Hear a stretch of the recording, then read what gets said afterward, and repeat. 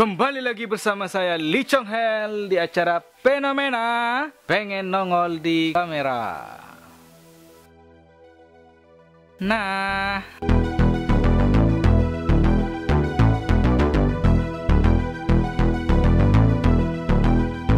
kali ini saya akan membacakan berita dari beritaproperti99.co tentang 7 pernikahan terunik di dunia. Dunia bro ya, bukan di kasut.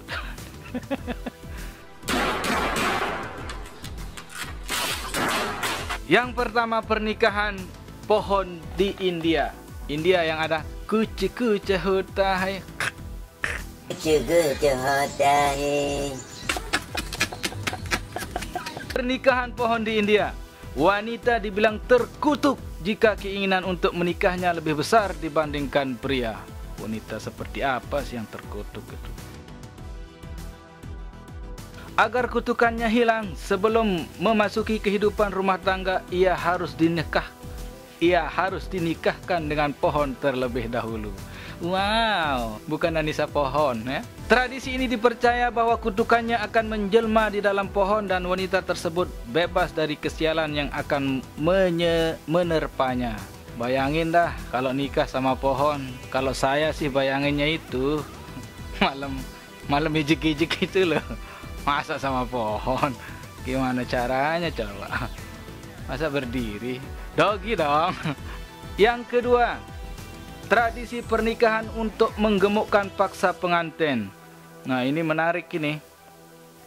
Ada tradisi pernikahan teraneh di dunia, tepatnya ada di Mauritania. Nggak tahu kan? Sama, saya juga tidak tahu di mana Mauritania itu. Di sana, gambaran gadis cantik adalah memiliki tubuh yang besar. Beda ya, sama kayak yang di sini.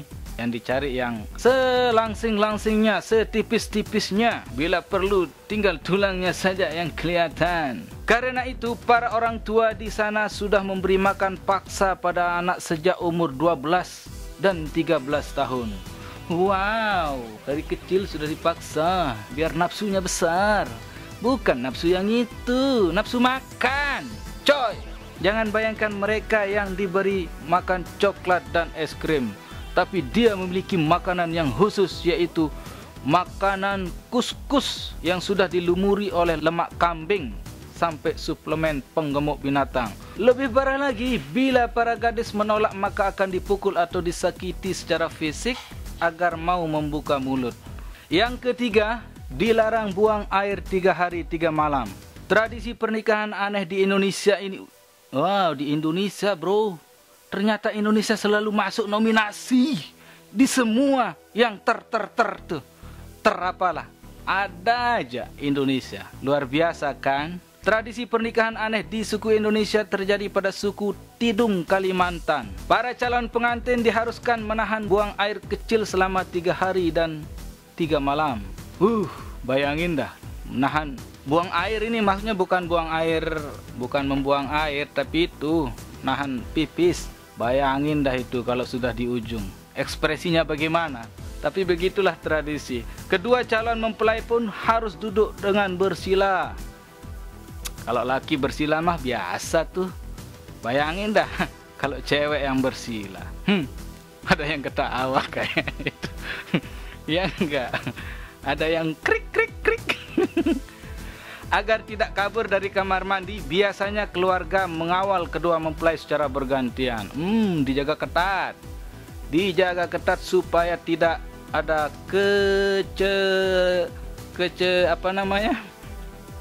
tidak ada penyelewengan. Tidak ada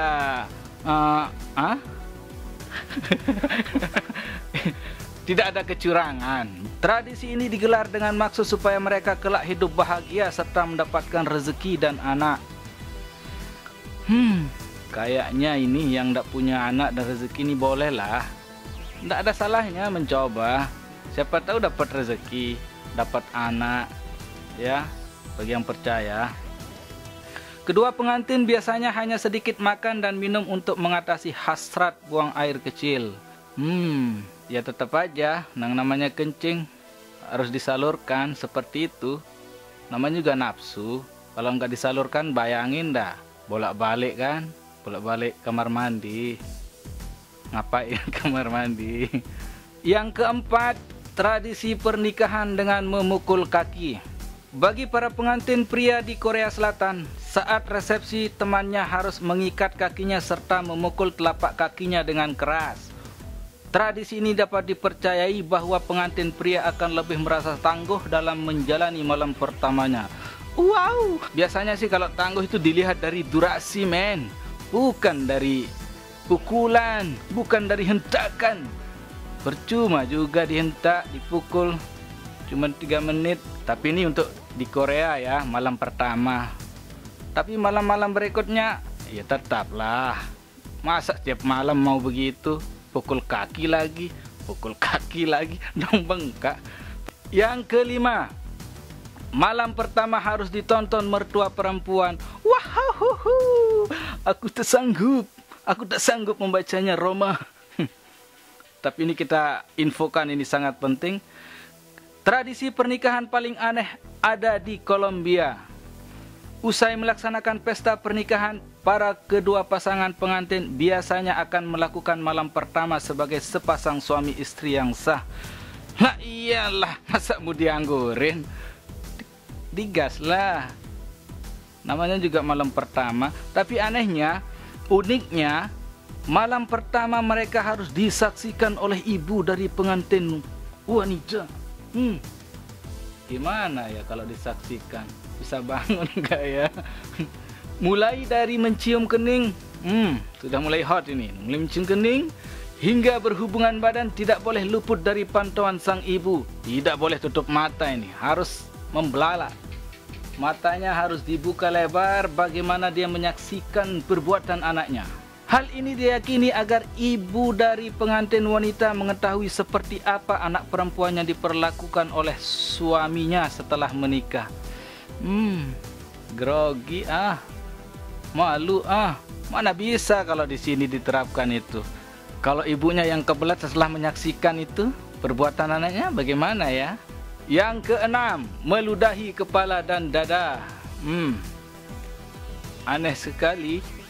Ini adalah tradisi pernikahan tergila dari suku pedalam di dunia, tepatnya masyarakat suku Masai di Kenya.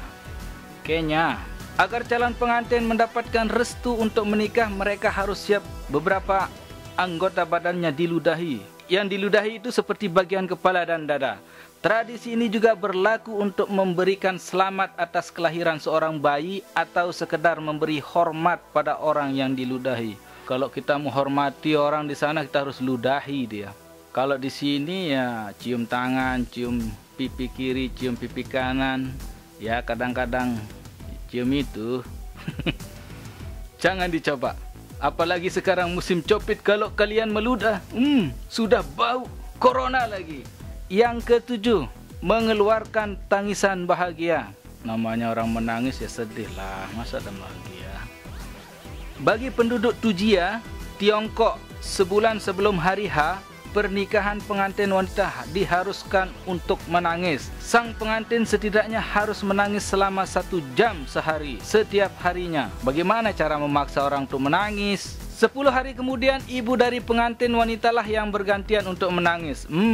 Tadi si mempelainya menangis. Sekarang ibunya disuruh menangis bergantian. Setelah itu 10 hari kemudian si nenek juga harus ikut menangis. Bayangin dah kalau nenek-nenek itu yang menangis. Mau tangisan bahagia, tangisan mendesak, tidak bisa dibedakan. Pada akhir bulan, semua wanita dalam keluarga tersebut menangis sekaligus. Aneh nih. Semua disuruh menangis. Kalau tidak bisa mungkin dipukul paksa ini. Menangis sampai menangis. Karena semua wanita menangis dalam nada yang berbeda akan dianggap sebagai ekspresi kebahagiaan dengan tangisan bahagia. Ada-ada aja ya. Begitulah tradisi di 7 penjuru dunia. Sekian dari saya, Lee Chong Hel. Apa acara? Enggak, acara Panorama Fenomena. Sampai jumpa di fenomena berikutnya. Saya Lee Chung Hel. bye bye. Ini gini, bye bye.